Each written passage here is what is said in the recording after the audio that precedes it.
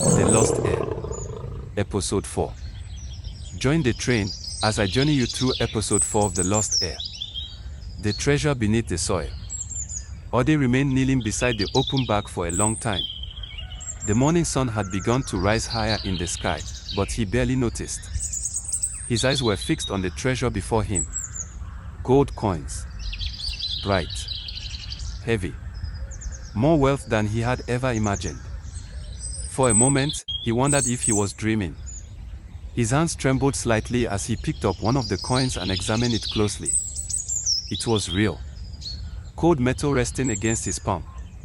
Ode looked around his farm carefully. The land was quiet.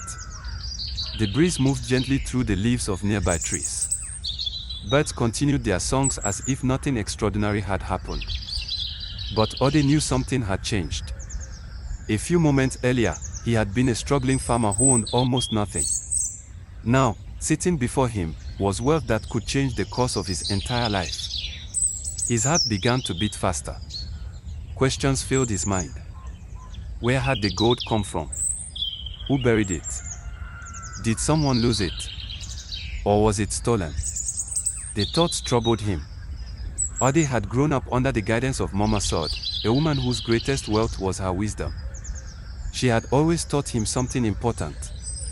A man must never build his happiness on what belongs to another. Ode closed the bag slowly. He stood up and wiped the soil from his hands. He knew one thing clearly. He could not make this decision alone. So he lifted the heavy bag onto his shoulder and began walking back toward the village. The journey felt longer than usual. Every step made him more aware of the weight he carried.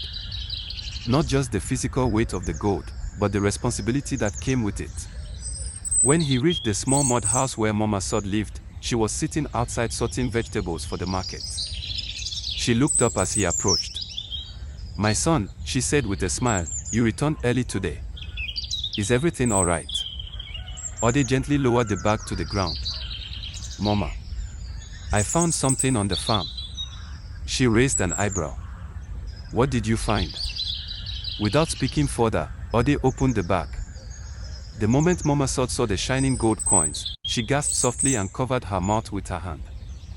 For a few seconds, she said nothing. Then she looked up at Ode with wide eyes. "Where did this come from?" Ode explained everything. How his hoe had struck something hard. How he had dug into the soil. How he had discovered the buried bag. Mama Sod listened carefully without interrupting. When he finished speaking, she remained silent for a long moment. Then she sighed deeply. The world is full of mysteries." She gently picked up one of the coins and studied it. "This kind of gold does not belong to poor farmers," she said quietly. "Someone buried it long ago, perhaps during trouble." Ode sat down beside her. "What should I do with it?" The question hung heavily in the air. Mama Sod looked toward the distant hills for a moment before answering. "My son," she said slowly, "sometimes the earth returns things to the people they belong to." Ode frowned slightly. "I do not understand." The old woman smiled gently. "There are times when destiny moves in ways we cannot see." She pointed at the bag. "If this gold had been meant for another man, he would have found it. But it was your hands that uncovered it." Ode remained quiet. Deep inside, he felt both excitement and fear. Mama Sod continued speaking. "You have lived your whole life with honesty. You have never taken what belongs to another. You have shared even when you had little." She placed a hand on his shoulder. "Perhaps this is the earth rewarding your heart." Still, Ode was uncertain. What if someone comes looking for it? Mama Sod shook her head slowly. "My son, treasure buried in the ground for many seasons usually carries no owner anymore." She paused before adding softly. "But whatever you choose to do with it, remember who you are." Ode nodded slowly. He understood what she meant. Wealth could change a man. It could make him proud, cruel, greedy. He had heard stories of such things. But he also remembered the way Mama Sod had lived her life. Kindness, generosity, humility. Those values had shaped the man he had become. And in that moment, Ode made a quiet decision in his heart.